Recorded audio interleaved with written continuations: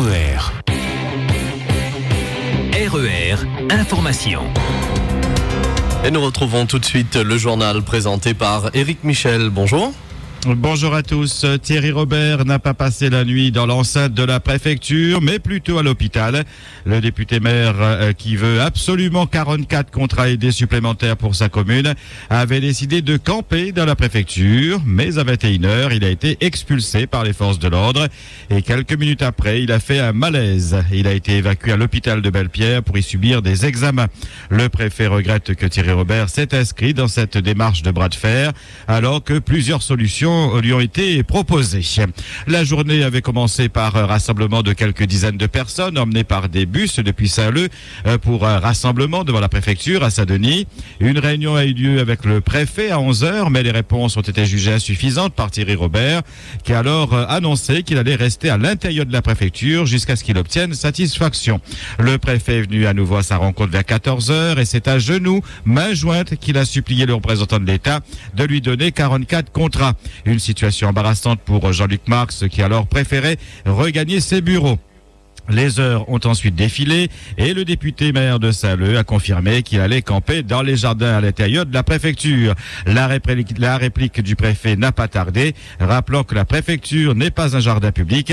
Il prévient qu'il va expulser Thierry Robert. Ce dernier ne recule pas, déplie sa tente et se fait livrer des barquettes de repas. Vers 20h45, le préfet revient à la rencontre du maire de Saint-Leu et lui propose à nouveau des réunions pour les prochains jours. Thierry Robert ne veut rien entendre et exige ses 44 contrats immédiatement.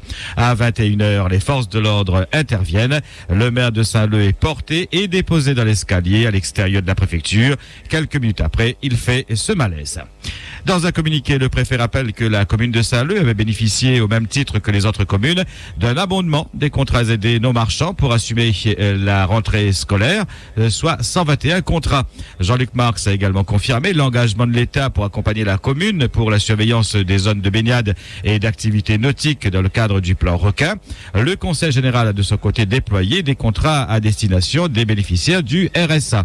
Le préfet souligne que la prochaine réunion de la commission de la transparence sur les contrats aidés va bientôt se réunir à la fin de ce mois et dressera un état précis de l'utilisation des moyens alloués à la réunion pour ce second semestre et procédera à un examen des besoins supplémentaires. Enfin, le représentant de l'État a précisé que les emplois d'avenir seront prochainement déployés à la Réunion et que les services de l'État travailleront avec la commune de Saint-Leu et toutes les autres communes. Le blocage de l'usine de Bois-Rouge se poursuit finalement. Pourtant, hier, à l'issue d'une journée de négociation marathon, les planteurs avaient accepté la venue d'un expert de métropole qui devait établir s'ils ont enregistré des pertes à cause de la sonde défectueuse qui détermine la richesse de la canne.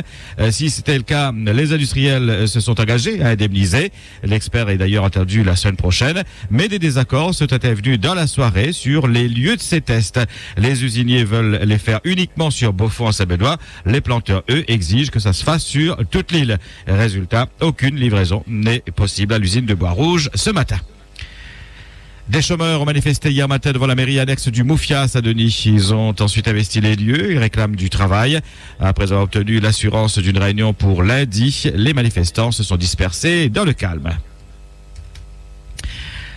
Violente bagarre hier matin à la gare routière de Saint-Joseph. Un jeune de 17-18 ans a agressé un autre jeune pour lui voler son MP4. Le chauffeur a voulu s'interposer et il y a eu un déchaînement de violence. Écoutez le témoignage de ce chauffeur.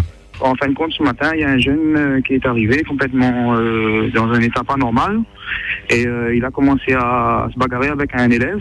Et du coup, il lui a pris son MP4.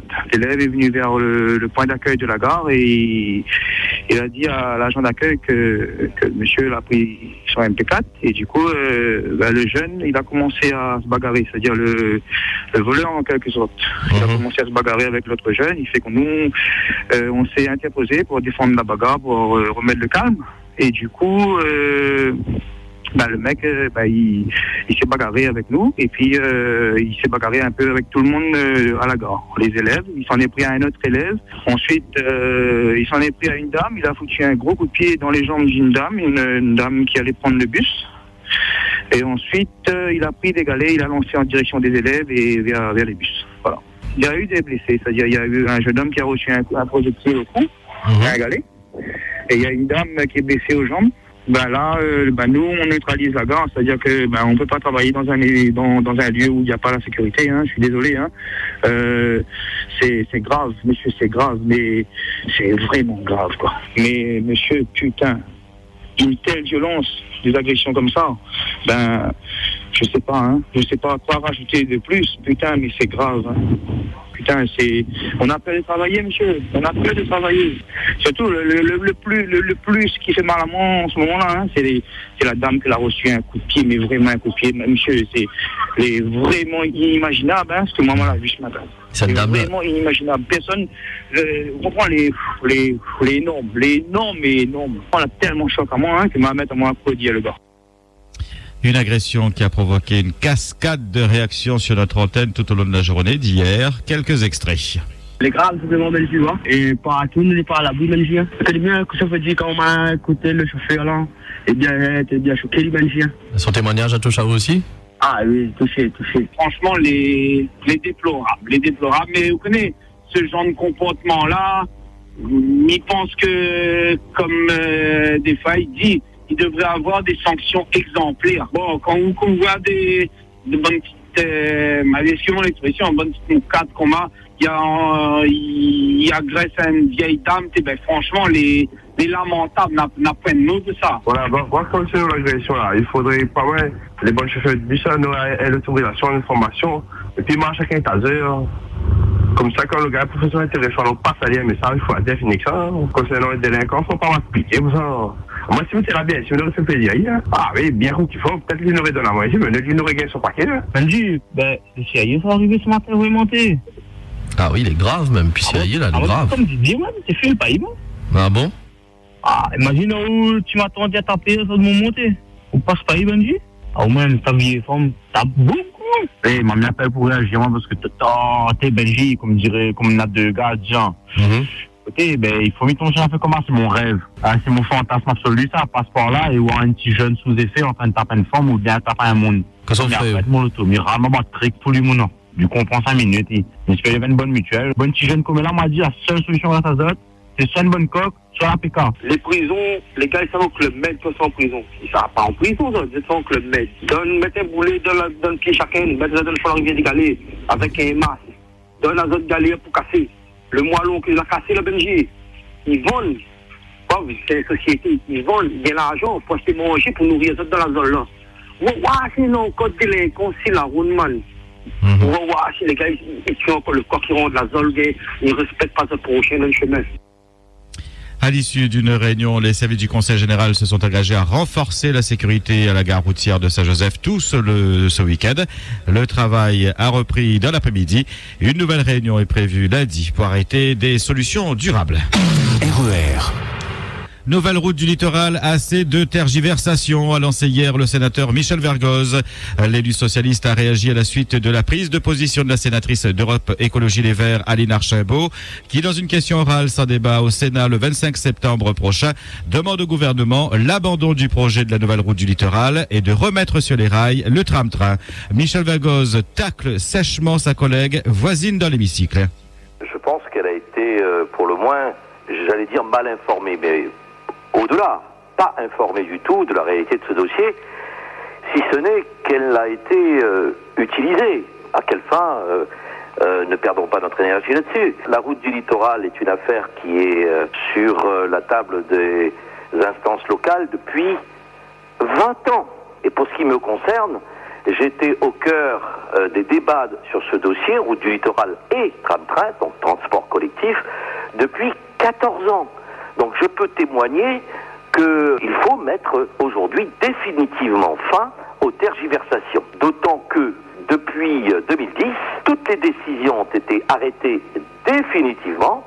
La première, c'est bien évidemment le choix de la nouvelle route du littoral actuel, à savoir le viaduc et la digue en mer, qui a été arrêtée, je vous le rappelle, par un comité de pilotage en janvier 2010, sous l'autorité de M. Paul Vergès, et confirmé dans une commission permanente à laquelle j'ai participé le 2 mars 2010, c'est-à-dire sous l'ancienne majorité régionale. Eh bien, cette décision a été prise de surcroît à l'unanimité.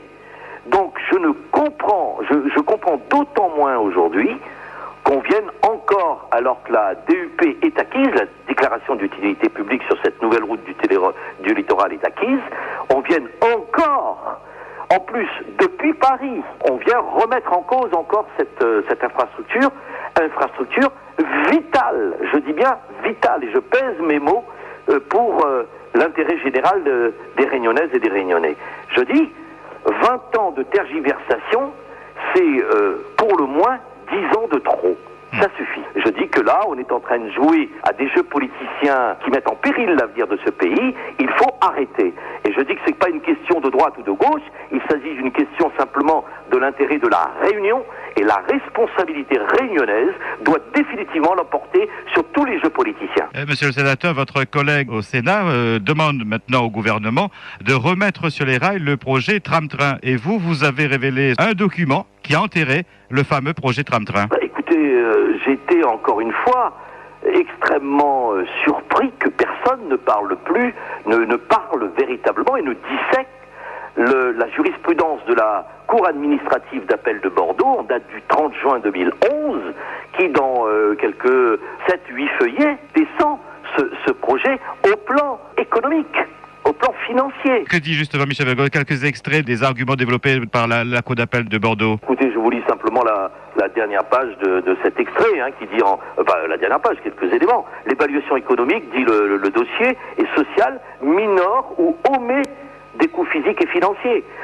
À notre avis, dit la magistrate, les lacunes sont telles qu'elles ne permettent pas de s'assurer que les données de cette évaluation reflètent la réalité. Un peu plus bas, on trouve, ajoutons à cette insuffisance, le caractère, tenez-vous bien, indigent de l'analyse des conditions de financement. Et pour conclure le tout, la magistrate termine son rapport en disant, au total, l'analyse économique et sociale lacunaire sur des aspects essentiels qu'elle devait et était en mesure de comporter ne permet ni d'avoir une vision réaliste du projet, ni de mesurer l'effort financier de la collectivité. Dans ces conditions, le public n'a pas été mis à même d'apprécier l'utilité publique du projet. L'arrêté en litige, déclarant d'utilité publique le projet Tram-Train, a ainsi été pris à l'issue d'une procédure irrégulière.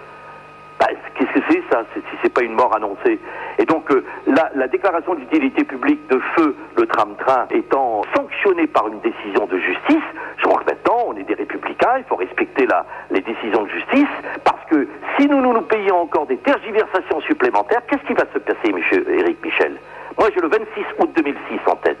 Le 26 août 2006, il s'est passé un déboulement de masse du côté de la Grande Chaloupe, qui a fait des morts. Est-ce que ceux qui jouent encore avec ces allumettes sur cette infrastructure savent de quoi ils parlent, savent les risques qu'ils font prendre à La Réunion? Michel Vergoz, vous ne le dites pas, mais vous le pensez très fort. Madame Archambault a été manipulée? Je n'ai jamais employé ce mot, j'ai dit qu'elle a été, au pire, utilisée. Comprenne qui pourra. Je dis que cette collègue est charmante, c'est ma voisine dans l'hémicycle du Sénat. À aucun moment, depuis le mois de juillet, on s'est rencontrés plusieurs fois, on se voit en séance quasiment tous les jours. En plus, elle siège dans la même commission que moi au Sénat, c'est-à-dire la commission des affaires sociales. Jamais Aline n'est venue m'interroger sur des questions qui l'a heurté dans ce dossier. Je le déplore. Elle a pris la voie du cheminement solitaire, dont acte. La question orale sans débat de Aline Archambault sera posée donc le 25 septembre prochain au Sénat. Ibrahim Patel, le président de la Chambre de commerce et d'industrie de la Réunion, adhère totalement au projet de loi du ministre de l'Outre-mer sur la régulation économique dans les Outre-mer. Toutefois, il a demandé hier au gouvernement de ne pas céder au lobbying de la grande distribution qui pourrait remettre en cause le projet. Mauvaise nouvelle pour les fumeurs, les prix des paquets de cigarettes augmenteront de 40 centimes au 1er octobre prochain, soit une hausse de 6%. Démarche considérée par les spécialistes comme le moyen le plus efficace pour réduire la consommation de tabac, en particulier chez les jeunes, a précisé hier le ministre du Budget, Jérôme Cahuzac. RER La fin de l'hiver austral est une période habituelle de recrudescence de la grippe. Depuis 2 semaines, selon l'ARS, on observe une augmentation des consultations pour syndrome grippaux en médecine de ville. Par ailleurs, le nombre de passages aux urgences pour syndrome grippaux est également en hausse. Depuis le début juin, 4 patients présentant une forme grave de grippe ont été admis en réanimation. 3 s'en sont remis. Le 4e est décédé. Notez bien que la circulation sera réglementée sur la route du littoral ce dimanche, demain, pour des travaux de renforcement de la chaussée de 6h à midi dans le sens Saint-Denis-Possession. Lors de l'intervention au niveau de tunnel, la circulation sera interdite depuis le carrefour de la route de la Montagne. L'accès à la route du littoral se fera uniquement par le pont Vincennes. Et lors de l'intervention au niveau de la pointe du gouffre, la voie de droite sera neutralisée et la vitesse sera limitée à 70 km/h. RER. 8h17 sur RER, c'est le point final à cette édition. Merci de votre attention. Bon week-end et c'est Arnaud que vous retrouverez à partir de 12h30. Bon week-end, Eric Michel. Nous retrouve lundi. À lundi, Benji. RER, la radio qui vous transporte sur toute l'île.